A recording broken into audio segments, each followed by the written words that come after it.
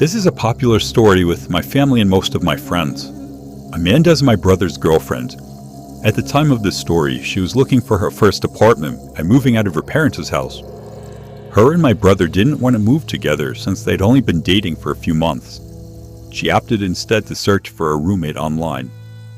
Browsing Craigslist, she found an ad titled something like, "Roommate Wanted, Females Only." This sort of thing was common since the area she was looking in was mostly young professionals. The listing was for a room in a house for about $225 a month, which was quite cheap compared to most of the other places listed. The occupant listed herself as a 23-year-old college student that wasn't comfortable with living with any males. The other roommate would have their own room and attached bathroom. So far, Amanda was into this place. However, the listing only had a single photo from outside the property. Amanda sent an email wanting to meet the occupant and tour the house. Within 30 minutes, she receives an email back with all the details and time to stop by. The girl worked late hours and wanted Amanda to stop by at 8 p.m. When Amanda arrives, there's a handwritten note on the front door saying, "Door broken, use back door." Walking around the house, it looks nice but slightly unkempt. Tall grass, weeds, dusty windows, etc. Still no alarms for Amanda though. When she knocks on the back door, an older man opens the door. At first, Amanda thinks that she has the wrong house, but the man reassures her and says that the occupant was out and that he was the landlord. The occupant asked him to meet Amanda since she was working late. He seemed pleasant and offered to show her around. Alarms start going off but aren't at red alert yet. First, the guy was clearly in his 40s, unshaven, and looked like he lived in his car. Also, only the kitchen light was on. As they walked around the house, Amanda noticed one huge red flag. No furniture. Nothing. The landlord was polite about answering questions, but seemed irritable to keeping the lights on for too long, rushing her around and only letting her look at rooms for a few moments. There was a single room that the landlord wouldn't open, telling her that it was the occupant's room and he didn't want to invade her privacy. As they walk down the hall into the living room, she notices the front door has a plank nailed across it. Quote-unquote broken for sure. Amanda's creepometer is starting to ding, so she decides to wrap up the walkthrough and leave, but trying to be polite. As she's giving the guy her "thanks for the showing" bit, he perks up and states that he forgot to show her the basement. He claims it's recently furnished and would be a great rec room, and she should take a look down there. At the time, Amanda and the landlord are standing in the small hallway between the front living room and the back kitchen. In this little hallway was the basement door. When he opens the door, it opens outward to create something of a barrier between Amanda and the back door. The basement is pitch black.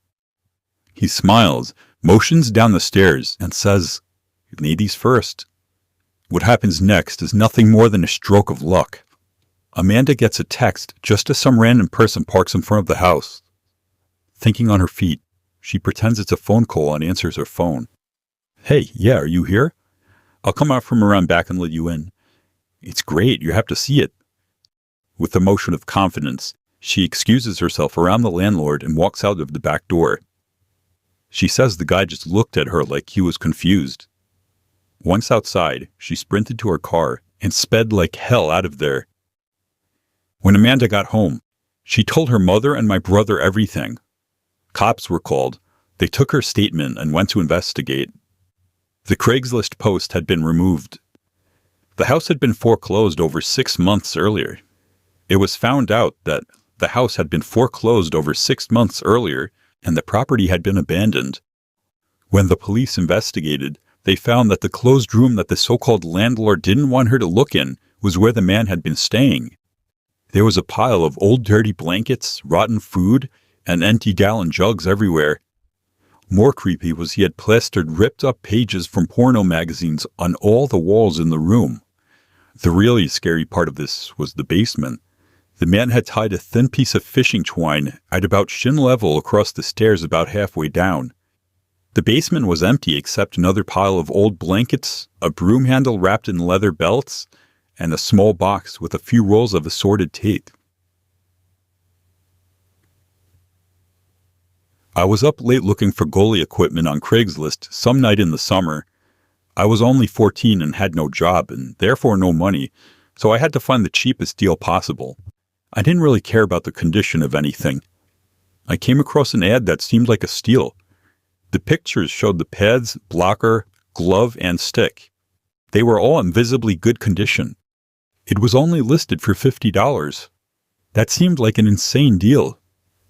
I contacted the seller via text and he asked me a few questions, one of which was how old I am. I responded 14, and he told me he's glad to hear that I'm dedicated at a young age. It didn't really seem weird to me what he said at the time, but now that I look back on it, I should have been wiser. I asked the seller for his address, but he instead asked me what town I'm from and that he could just meet me somewhere walking distance from my house. I didn't know how I felt about this, but I really wanted that equipment.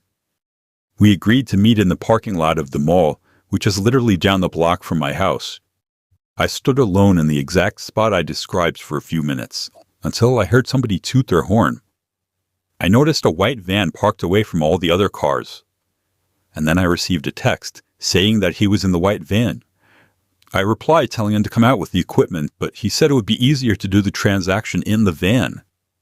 I had a really bad feeling about this and hightailed away from there. I ran down the block, and when I looked back, I saw the white van driving down the street behind me. Now there was someone in the passenger side as well.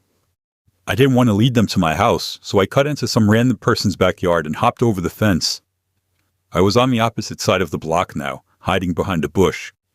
Within 20 seconds, the white van passed by and turned the next turn, vanishing from sight. It was safe to run back to my house now. My parents flipped shit on me when I told them about it.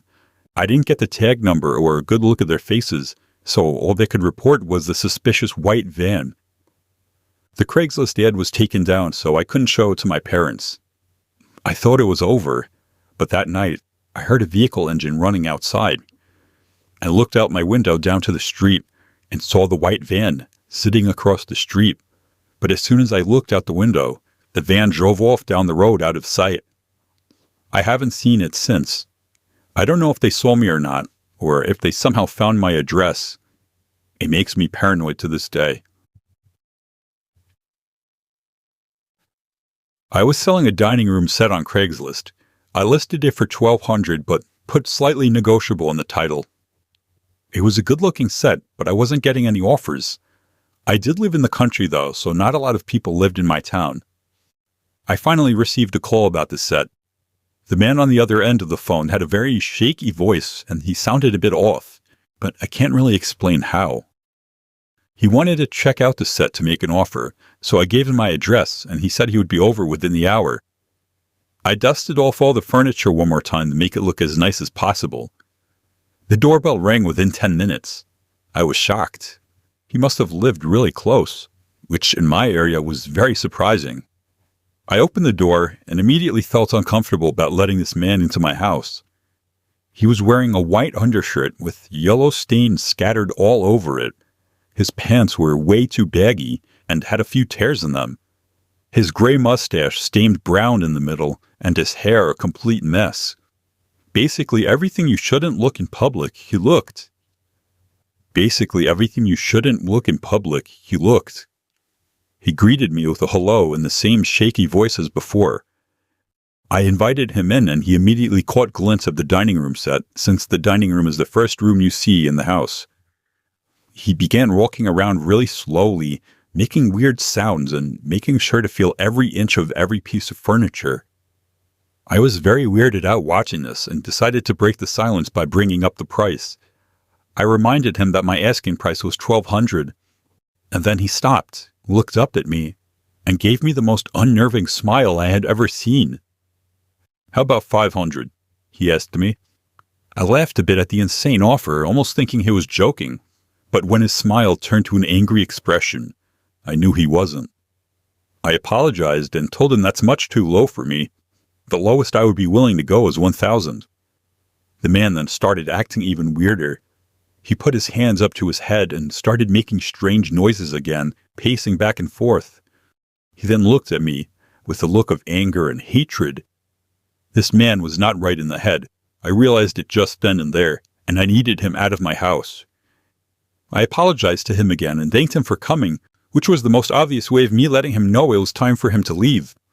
But he didn't move. At this point, the stare he was giving me was obviously a stare of malice. This man was much bigger than me, and I didn't think I could take him in a fight. But then the man moved his hand to his back pocket, and I quickly assumed he was reaching for a gun. I ran upstairs to my bedroom to my closet, leaving the man alone in the dining room. In my closet, I grabbed my .45, loaded it, and took cover behind the wall, sneaking a peek into the dining room. The man was gone. I went back to my room and locked the door. I called the police and took cover behind my bed in the meantime. It felt like hours before I heard the police sirens outside my house. However, I stayed put behind my bed. For all I knew, that man was right outside my bedroom door. Thankfully, I hadn't locked the door, and I heard the police enter my house. I left the bedroom with my hands raised and showed them my ID. They had me wait outside while they continued their search. I sat there for probably 5 minutes before the 2 police officers stepped out of my house, with the man in handcuffs. They told me something disturbing. He was hiding in my pantry closet with a loaded gun. I feel it's only a miracle that the police weren't shot at.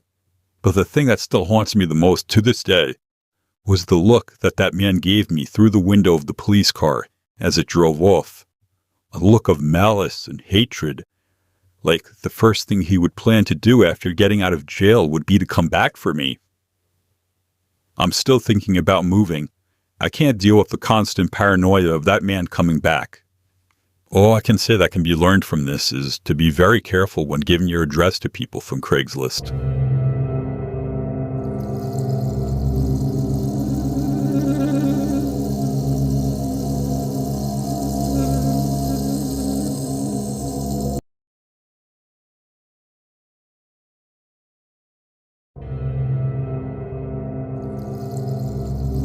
When someone goes hunting, they're usually deep in the heart of a forest or woods, far from the nearest sign of civilization. It's the perfect setting for a horror story, right? Well, these 3 supposedly true stories will show you just how things can go horribly wrong when hunting. The first one was submitted to me in June by a man named Robert Sherman. His story takes place in upstate New York, a place I know well. Here's what he shared. I've been an avid hunter ever since my dad first took me out on trips every Saturday. It became a tradition, and I always thought I'd pass it down to my son. By the time this story takes place, my son Peter was 10 years old. I figured that was a good age to introduce him to hunting. So I armed both of us with Remington Model 798 sniper rifles. I carried mine until we reached the spot where I usually find game. We could have used the deer hunting tower deeper in the woods, but I thought that wouldn't be the best introduction for Peter, so I decided we'd keep things simple. I handed him his rifle once we were set up. I had already taught him the basics of firearms, so it wasn't like I was taking him out there with no experience. I chose to stay put for his first time. It would be easier for him, and I figured we'd move on to more advanced methods in the future. But as you'd expect, hunting requires a lot of patience. There was more waiting than usual at that spot. I could see Peter getting bored, constantly yawning and sighing. It disappointed me. This wasn't what I wanted him to think hunting was all about. So I packed up our gear and told him we'd move. He seemed to perk up a little at the thought of action, which made me feel better. As soon as we began walking, I heard footsteps. I immediately put my arm in front of Peter, silently signaling for him to raise his rifle. He did, eagerly. But then I noticed something that made my heart skip a beat. A man's head, peering out from behind a tree in the distance. I quickly lowered Peter's rifle, a bit disappointed, but also relieved that he hadn't fired. I gave him a quick, apologetic wave, and the man disappeared back behind the tree. Was he another hunter? I couldn't tell, but something about the guy unsettled me. Even at a distance, there was something off about his face. I couldn't quite put my finger on it. It was rare to see someone this deep in the woods, and this guy didn't exactly look like a hunter. As a safety measure, I turned Peter in the other direction, trying not to draw attention to the situation. Peter asked about the man. Who was he? What was he doing there? I didn't know how to answer him, so I just said I didn't know and told him it was best if we didn't get any closer. I didn't want to lie, but I didn't want to scare him either. A few minutes later, Peter started complaining that he was hungry. I was getting pretty hungry myself, so we decided to take a break and unpack our snacks. I was frustrated by how little had happened up to this point. While I was eating my sandwich, I heard footsteps again. Peter heard them too, and immediately grabbed his rifle, pointing it in the direction of the noise. I felt my heart drop when I saw the same man from before, peering out from behind another tree. I quickly lowered Peter's gun again. Now Peter seemed uncomfortable too. I told him to stay put and began walking toward the man, trying to mentally prepare myself for a confrontation. But halfway there, I stopped myself. What was I doing? My son was right there. I couldn't leave him alone in the woods like this. I turned around and hurried back to Peter. "It's time to go," I told him, trying to sound calm, though my nerves were frayed. If you're in the woods with your son and you think you're being stalked, you just want to leave. We weren't running, just walking briskly back to the road, but the entire time I was mentally bracing myself for something to happen. I was listening for every snap of a twig, every rustle of leaves behind us. And then, it happened. I felt it before I heard it, a subtle shift in the air. Something was there, just beyond the trees. I turned around quickly, my hand on the rifle, loaded and ready. My heart pounded in my chest as I slowly scanned the dark woods. There was no sign of the man, but I felt his presence, like a shadow in the trees. I walked cautiously toward a nearby tree, my eyes darting around. I don't know why, but I found myself drawn to it. It was my first time hunting. I was 21, heading out with my friends, Anthony, Christian, Tom, and his girlfriend Diana, on a trip to Park County, Colorado for an elk hunt. We packed 2 large tents, sleeping bags, enough food and drinks for 2 days, and of course, guns. I couldn't even tell you the name of the rifle Anthony handed me. It was just a standard hunting gun, nothing special. Honestly, I wasn't sure how I felt about the whole thing. The idea of killing a living, breathing animal with just as much of a will to live as I had, just for fun, that didn't sit right with me. But after Anthony had asked me for the 5th time, I finally gave in. I promised myself I wouldn't shoot. I wasn't sure if I'd even get the chance. About halfway through the drive, Anthony pulled into a parking lot, packed up the car, and we hiked about a mile into the woods to set up camp. The first thing we did was follow Anthony's lead as he went on and on about hunting techniques. I honestly wished I had someone to laugh about it with. Everyone else seemed to take it so seriously. I tried to joke with Anthony, asking him if maybe he should stop talking so much. Not to scare away any potential prey. But he didn't take it well. He got visibly annoyed, so I kept quiet after that. That quiet didn't last long. During our hunt, we encountered a strange group of men, 3 large dirty guys with long matted hair. They looked like they hadn't seen soap or civilization in years.